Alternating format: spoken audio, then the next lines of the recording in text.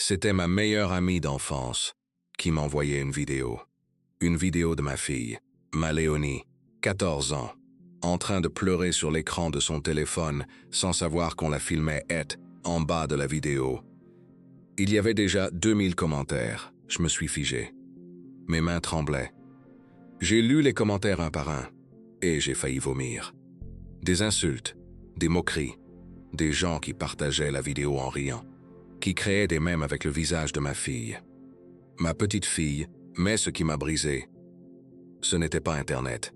C'était de savoir qui avait filmé cette vidéo, qui avait appuyé sur « Publier » en souriant, qui avait choisi de détruire l'image de Léonie devant des centaines de milliers d'inconnus, pour une raison que je ne comprenais pas encore. Parce que cette personne, c'était ma sœur, Coralie, ma propre sœur de sang. Vous savez ce que c'est, d'apprendre que quelqu'un que vous aimez depuis l'enfance est capable de faire quelque chose d'aussi cruel. Ce n'est pas de la colère que vous ressentez en premier. Non, c'est un vide, un silence dans la poitrine. Comme si le sol s'effondrait sous vos pieds, en silence. J'ai appelé Léonie immédiatement. Elle ne répondait pas. J'ai couru dans sa chambre et j'ai trouvé la porte fermée à clé.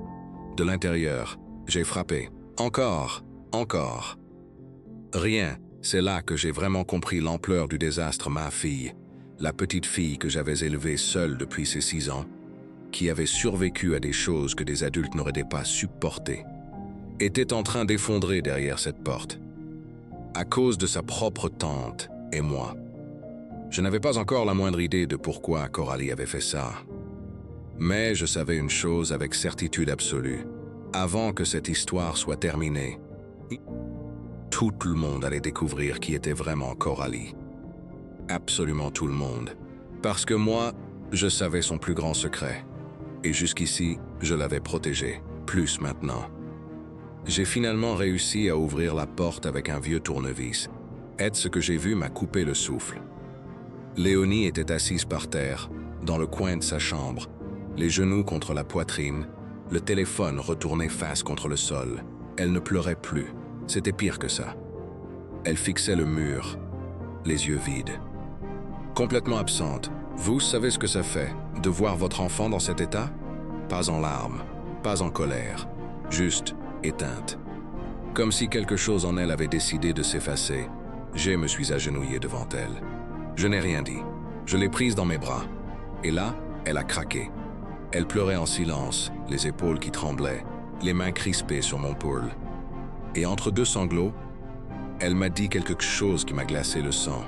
Elle m'a dit « Maman, pourquoi tante Coralie me déteste autant ?» Je n'avais pas de réponse. Pas encore. Mais cette question allait me hanter pendant les heures qui suivaient. Parce qu'au fond de moi, je commençais à avoir une idée. Une idée que je refusais d'accepter. J'ai attendu qu'elle s'endorme.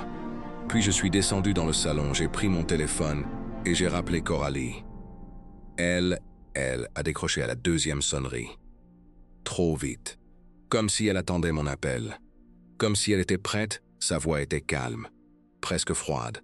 Elle m'a dit « Je savais que tu allais appeler. Pas d'excuses, pas d'explication. Juste cette phrase-là, dite avec un calme qui m'a mis hors de moi, lui ai demandé pourquoi. Je lui ai demandé comment elle avait pu faire ça à une enfant de 14 ans. Sa propre nièce. Sa propre famille est là. Elle a dit quelque chose que je n'avais pas vu venir. Elle m'a dit « Tu crois que c'est un accident tout ça ?» « Non, Isabelle. C'était voulu, et tu sais très bien pourquoi. » J'ai raccroché, les mains tremblantes. Le cœur qui s'emballait parce que soudain, je commençais à comprendre. Et ce que je comprenais était bien plus sombre que je ne l'imaginais. Il faut que je vous explique quelque chose. Coralie et moi, on n'a pas toujours été comme ça. Il y a eu un temps où on était inséparables, 2 sœurs contre le monde entier. On partageait tout, les secrets, les rires, les larmes.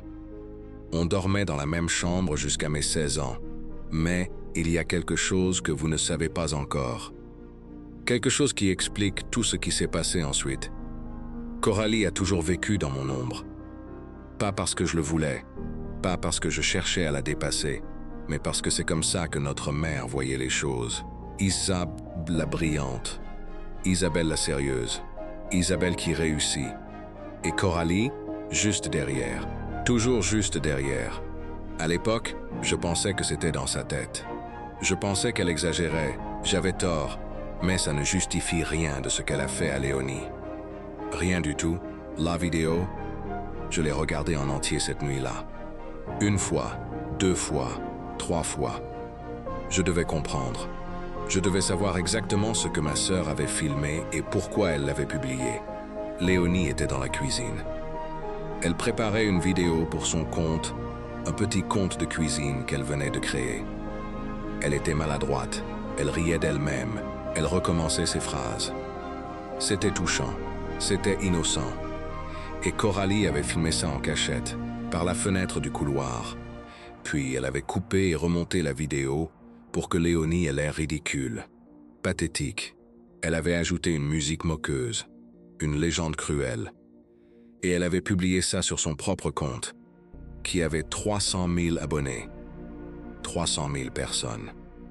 Qui riaient de ma fille, mais ce qui m'a vraiment brisé, c'est ce que j'ai trouvé dans les commentaires.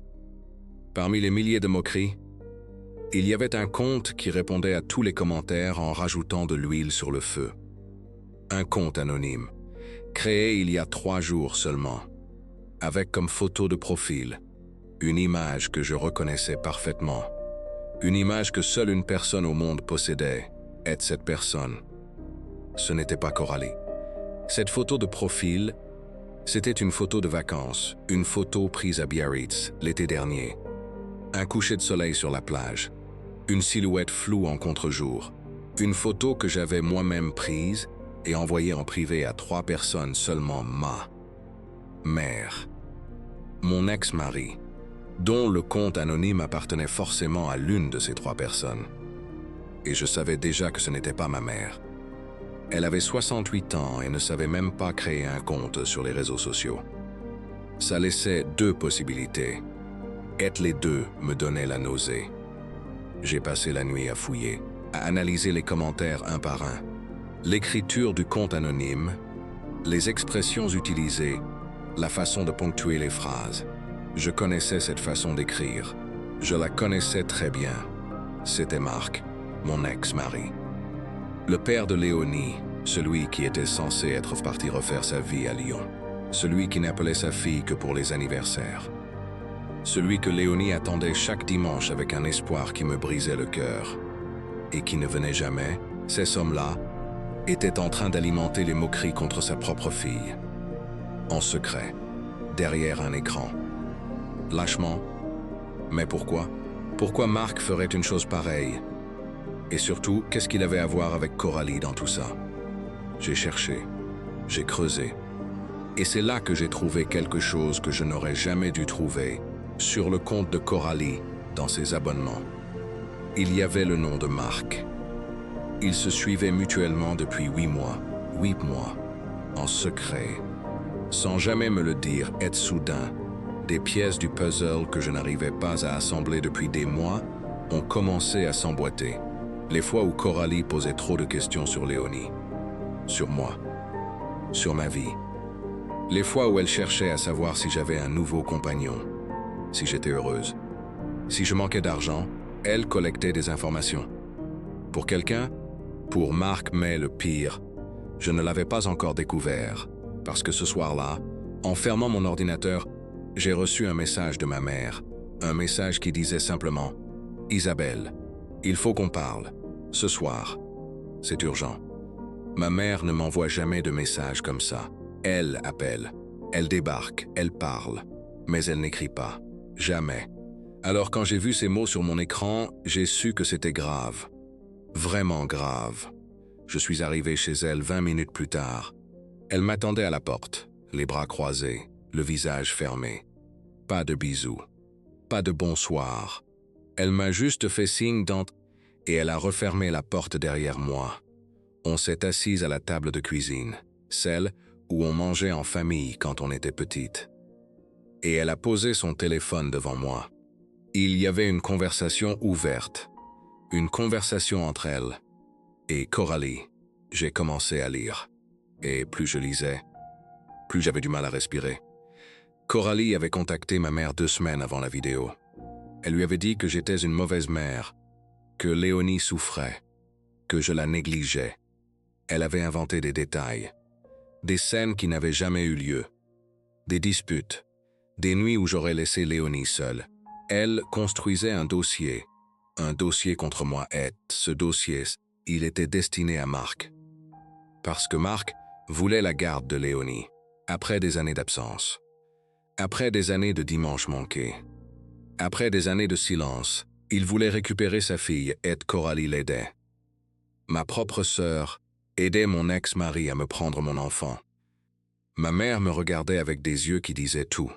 La honte, la tristesse, et quelque chose d'autre que je ne savais pas encore nommer. Je lui ai demandé depuis combien de temps elle savait. Elle a baissé les yeux. 3 semaines, elle savait depuis 3 semaines, et elle n'avait rien dit. J'aurais dû exploser. J'aurais dû crier. Mais non, je suis resté calme, d'un calme étrange, presque effrayant, parce que dans ma tête, quelque chose venait de basculer. Je n'étais plus dans la douleur. J'étais dans la décision. Et c'est là que je me suis souvenu du secret de Coralie. Secret que je portais depuis 4 ans. Seul, en silence, par loyauté. Cette loyauté-là venait de mourir.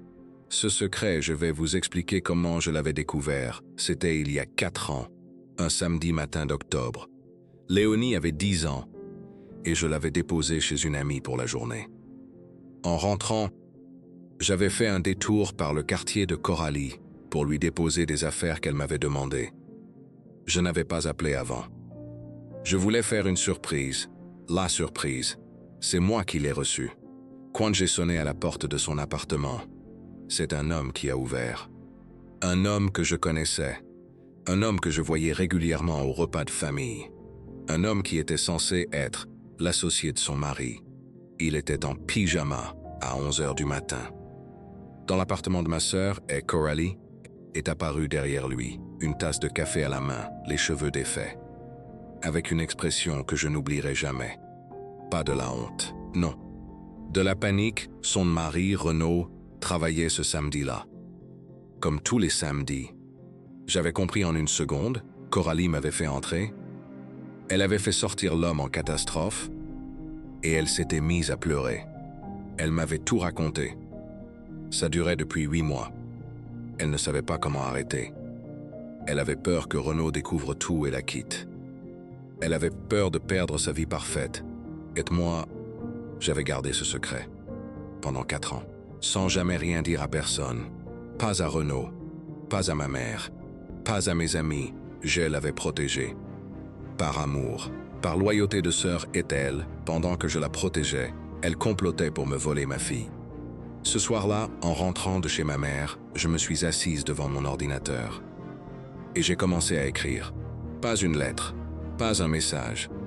Quelque chose de beaucoup plus dévastateur. Mais avant de publier quoi que ce soit, j'avais besoin d'une dernière chose. Une preuve. Une preuve irréfutable que Coralie et Marc agissaient ensemble, consciemment. Délibérément, et cette preuve, je savais exactement où la trouver. Dans le téléphone de Coralie, un téléphone auquel j'avais encore accès. Sans qu'elle le sache, il y a 2 ans, Coralie m'avait donné le code de son téléphone. Elle était à l'hôpital pour une petite opération. Rien de grave, mais elle avait besoin que je récupère un document dans ses messages professionnels. Elle m'avait donné son code sans hésiter, 17034. La date de naissance de Renaud Way n'avait jamais changé quoi que ce soit dans son téléphone. Je n'avais jamais fouillé, jamais abusé de cette confiance. Jusqu'à ce soir-là, j'avais encore son ancien numéro enregistré. J'ai utilisé l'application de sauvegarde cloud qu'elle partageait avec moi depuis des années pour les photos de famille. Et j'ai prié pour que le code soit toujours le même. Il l'était. En 30 secondes, j'avais accès à sa messagerie synchronisée. J'ai cherché le nom de Marc. Et ce que j'ai trouvé a dépassé tout ce que j'imaginais. Il s'écrivait depuis 1 an. Pas 8 mois. 1 an. Des dizaines de messages par semaine. Et ce n'était pas une simple conversation. C'était une coordination. Froide, calculée, méthodique. Marc expliquait ce qu'il voulait, la garde complète de Léonie. Il voulait arrêter de payer la pension alimentaire. Il voulait recommencer sa vie proprement, sans cette obligation financière qui le pesait. Sa propre fille. Une obligation et Coralie lui fournissait tout. Des anecdotes inventées sur ma façon d'élever Léonie. Des photos prises en cachette lors des repas de famille. Des descriptions de mon appartement, de mes habitudes, de mes fréquentations. Elle lui avait même dit que je buvais, moi, qui n'ai jamais touché à l'alcool de ma vie. J'ai posé mon téléphone. J'ai regardé le plafond pendant longtemps et j'ai pleuré. Pas de colère, pas de rage, juste un chagrin immense, silencieux. Le chagrin de quelqu'un qui réalise qu'une personne qu'il aimait n'a jamais vraiment existé. La Coralie que j'aimais était un mensonge. Mais il y avait autre chose dans ces messages. Quelque chose que je n'avais pas cherché et que j'avais trouvé par accident. Quelque chose qui concernait Renaud, son mari Ed, qui allait tout changer. Renaud savait, passe-tout. Pas encore. Mais il savait que quelque chose se passait entre Coralie et Marc. Il avait trouvé des messages sur le téléphone de sa femme 3 semaines avant la vidéo. Et au lieu d'en parler à Coralie, il avait décidé de garder ça pour lui. Il attendait. Il observait. Il collectait des preuves à son tour. Je l'ai su parce que Coralie en parlait à Marc dans ses messages. Elle était paniquée. Elle avait senti que Renaud la surveillait. Elle lui disait « Il a regardé mon téléphone, j'en suis sûr. Il ne dit rien, mais je vois dans ses yeux qu'il sait. » Et Marc lui avait répondu froidement « Accélère alors. On n'a plus beaucoup de temps. Accélère. » C'est pour ça que la vidéo était sortie si vite. Pas parce que Coralie avait planifié ça depuis longtemps. Non. Parce qu'elle était dos au mur. Parce que son propre mari la surveillait. Et qu'elle avait voulu livrer quelque chose à Marc rapidement pour qu'il la protège en retour. Elle avait sacrifié Léonie pour sauver sa propre peau. Cette pensée-là m'a traversé comme un couteau. J'ai relu le message de Renaud une dernière fois. Et là, une idée m'est venue. Une idée que je n'aurais peut-être pas eue si je n'avais pas été aussi épuisé, aussi blessé, aussi déterminé. Si je contactais Renaud directement, pas pour lui faire du mal, pas pour détruire son mariage, mais parce que lui et moi, nous avions le même ennemi. Nous avions tous les deux été trahis par les mêmes personnes. Et ensemble, nous pouvions faire quelque chose que ni lui ni moi ne pouvions faire seuls. Je lui ai envoyé un message simple, sobre, honnête. Renaud, je sais que tu sais, moi aussi, je sais maintenant. On devrait se parler. J'ai posé mon téléphone et j'ai attendu. Il a répondu en moins de 5 minutes, 3 mots seulement. Dis-moi quand. Et c'est là que le vrai plan a commencé. On s'est retrouvés le lendemain matin. Dans un café discret, loin de leur quartier. Renaud était arrivé avant moi.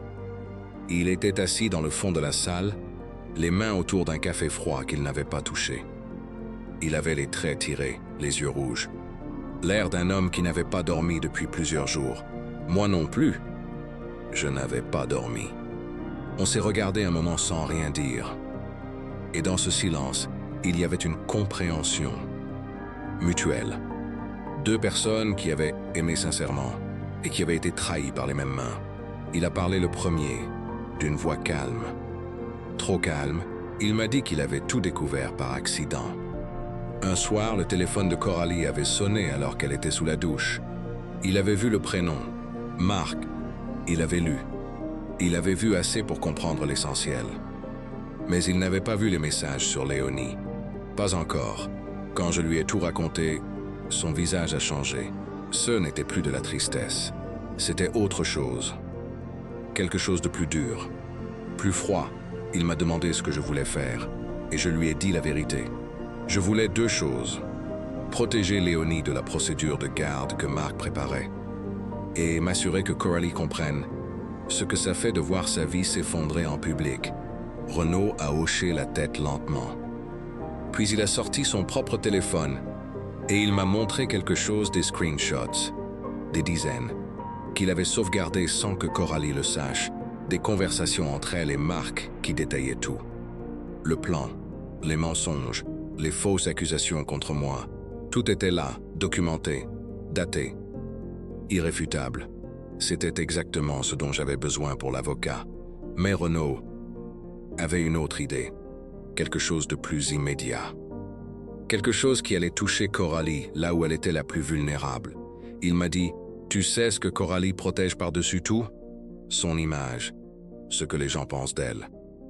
Sa réputation. » Il a marqué une pause, et si on s'en occupait avant qu'elle comprenne ce qui arrive? Coralie avait construit sa vie entière autour de son image. Sur les réseaux sociaux, elle était parfaite. Le couple idéal avec Renaud, les dîners élégants, les week-ends à la mer, les photos lumineuses avec des légendes sur le bonheur simple et l'amour vrai. 300 000 abonnés qui l'admiraient, qui lui écrivaient, qui voulaient sa vie. Cette vie était un mensonge du sol au plafond. Et Renaud le savait mieux que personne. Le plan était simple, brutal, chirurgical. Renaud allait contacter un avocat ce jour-là pour entamer une procédure de divorce, avec toutes les preuves qu'il avait. Les messages, les dates, les mensonges. Coralie allait recevoir les papiers sans aucun avertissement, aucune conversation, aucune chance de négocier. De mon côté, j'allais révéler le secret. Pas à Renaud. Il savait déjà pour la trahison. Non. Je voulais le révéler là où Coralie avait blessé Léonie. Sur Internet, devant ses abonnés, devant les 300 000 personnes qui croyaient en son image parfaite, mais pas de façon vulgaire, pas de façon hystérique, non, de façon élégante, documentée, imparable. J'ai passé 2 heures à tout préparer. J'ai écrit un texte, posé, factuel, dans lequel je racontais ce qui était arrivé à Léonie. La vidéo filmée en cachette, la publication délibérée, le compte anonyme alimenté par le père de ma fille. Et la raison derrière tout ça? La procédure de garde orchestrée dans l'ombre. J'ai joint les screenshots. Flouté juste assez pour respecter la loi, mais lisible pour quiconque voulait comprendre. Et j'ai ajouté une dernière chose. Une phrase, courte, précise. Pendant que cette femme filmait ma fille en cachette pour détruire son image, son propre mari signait les papiers du divorce. Certaines réputations ne méritent pas d'être protégées. J'ai relu une dernière fois et j'ai appuyé sur publier. En 20 minutes, la publication avait 5000 partages. En 1 heure, les journalistes commençaient à contacter Coralie. En 2 heures, elle m'a appelé. En larmes, la voix brisée. Méconnaissable, mais ce qu'elle m'a dit, je ne l'attendais absolument pas, sa voix. Je ne l'avais jamais entendue comme ça. Coralie ne pleurait pas de façon normale. Elle sanglotait. Elle cherchait son souffle entre les mots, comme quelqu'un qui se noie et qui essaie de parler en même temps. Et la première chose qu'elle m'a dite n'était pas ce que j'attendais. Ce n'était pas une excuse. Ce n'était pas une explication. C'était « Isabelle, Marc te ment depuis le début. Ce n'est pas pour Léonie qu'il fait ça. » J'ai serré mon téléphone plus fort. Il s'est remarié, en secret. Et sa nouvelle femme ne veut pas de Léonie dans sa vie. Elle lui a donné le choix. Soit il coupe les ponts définitivement avec sa fille, soit elle le quitte. Alors il a inventé cette histoire de garde pour te forcer à refuser le contact. Comme ça, c'est toi la coupable, pas lui. Le silence qui a suivi était assourdissant. Marc ne voulait pas récupérer Léonie. Il voulait s'en débarrasser proprement, légalement, en me faisant passer pour une mère indigne, pour que le juge lui accorde le droit de ne plus jamais la voir, sans culpabilité, sans conséquence. Il voulait effacer sa propre fille de sa vie. J'ai raccroché sans dire un mot. Je me suis levé. J'ai marché jusqu'à la chambre de Léonie. Elle était réveillée, assise sur son lit, les écouteurs autour du cou. Elle m'a regardé entrer et elle a vu mon visage. Elle a dit « Maman, qu'est-ce qui se passe ?» Je me suis assise à côté d'elle. Je lui ai pris la main et je lui ai dit une chose. Pas tout, pas encore, juste une chose. Ton père ne mérite pas une seule de tes larmes. Et un jour, quand tu seras prête, je t'expliquerai tout. Elle m'a regardé longtemps, puis elle a posé sa tête sur mon épaule. et elle a murmuré. Je le savais déjà, maman. Au fond, je le savais. J'ai fermé les yeux. Et pour la première fois depuis des jours, j'ai respiré. Mais l'histoire n'était pas encore terminée, parce que le lendemain matin, Marc avait disparu. Et il avait vidé le compte bancaire destiné à la pension de Léonie. Marc avait disparu. Mais les lâches disparaissent rarement très loin. J'ai appelé mon avocate dès le matin, Maître Foulon.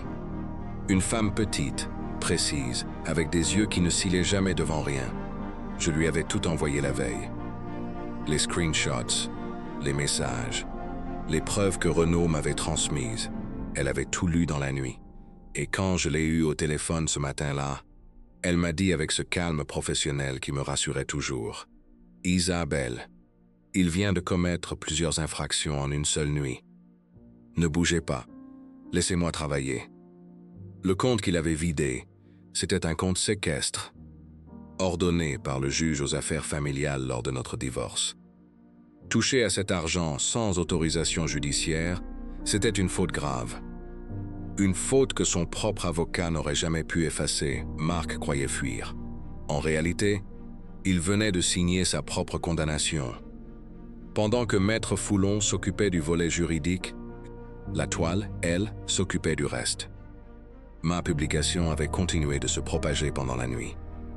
Des milliers de partages supplémentaires, des journalistes, des créateurs de contenu, des gens ordinaires qui avaient partagé l'histoire de Léonie avec des mots simples et sincères, des parents, des adolescents, des inconnus qui n'avaient jamais entendu parler de nous et qui se sentaient concernés quand même, parce que l'histoire de Léonie c'était l'histoire de beaucoup d'enfants, filmés sans consentement, moqués publiquement, blessés par des adultes qui auraient dû les protéger.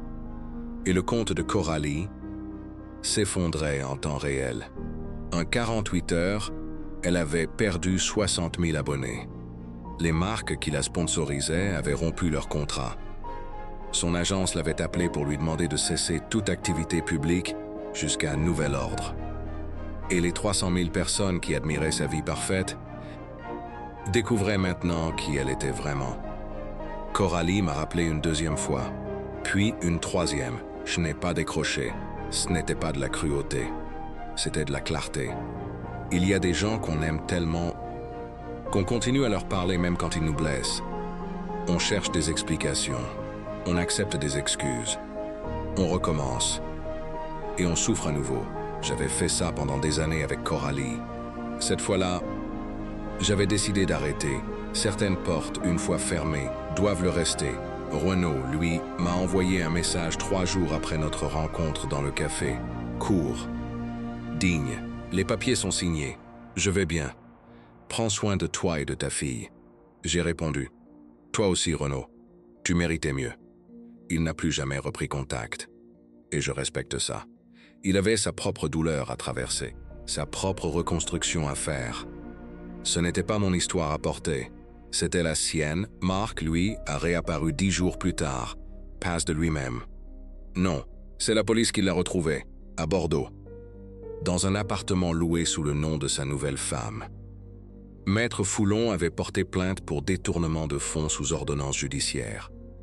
Le dossier était solide, les preuves étaient irréfutables, et Marc, qui avait passé des mois à construire un mensonge pour se débarrasser de sa propre fille, s'est retrouvé face à un juge.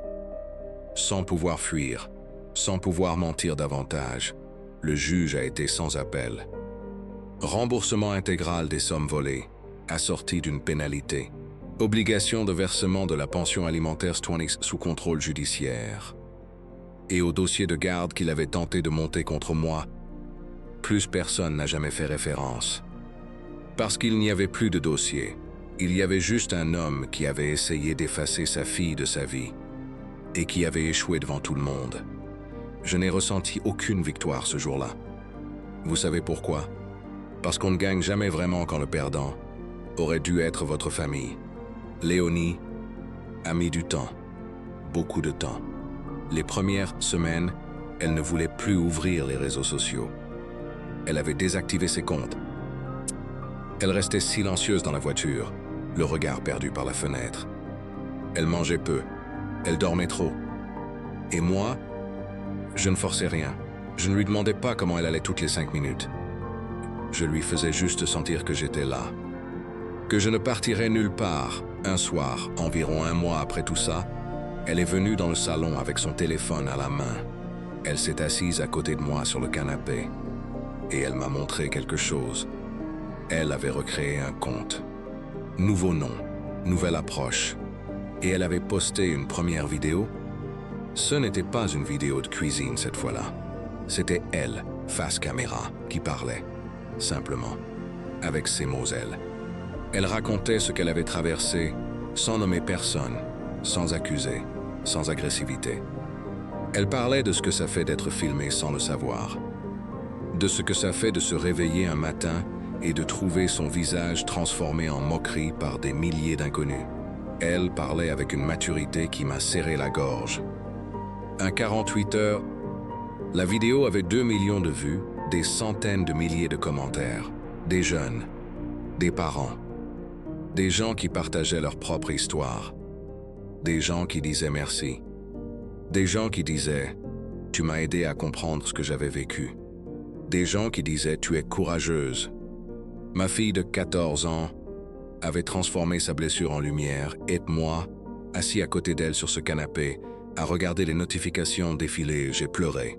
Pas de tristesse, pas de colère, de fierté. Une fierté si grande, si profonde, qu'elle remplissait tout. Aujourd'hui, Coralie vit dans un appartement plus petit, sans mari, sans contrat, sans les 300 000 abonnés qui applaudissaient sa vie parfaite. Je ne sais pas si elle regrette. Je ne sais pas si elle a changé. Et honnêtement, je ne me pose plus la question parce que j'ai compris quelque chose d'essentiel dans cette histoire. Le vrai secret, ce n'était pas celui de Coralie. Ce n'était pas sa liaison cachée. Ce n'était pas les mensonges de Marc. Ce n'était pas les trahisons, les complots, les papiers du tribunal. Le vrai secret, c'était Léonie. Ce qu'elle portait en elle depuis le début. Cette force silencieuse, cette capacité à se relever là où des adultes se seraient effondrés. Cette grâce qu'on ne peut pas enseigner, qu'on ne peut que contempler avec respect. Ma fille n'a pas été détruite par Internet. Elle en est ressortie plus grande que tous ceux qui avaient essayé de la faire tomber. Et, moi, j'ai appris la leçon la plus importante de ma vie. Protéger les secrets des gens qui vous trahissent n'est pas de la loyauté, c'est de la complicité. Ne la confondez jamais.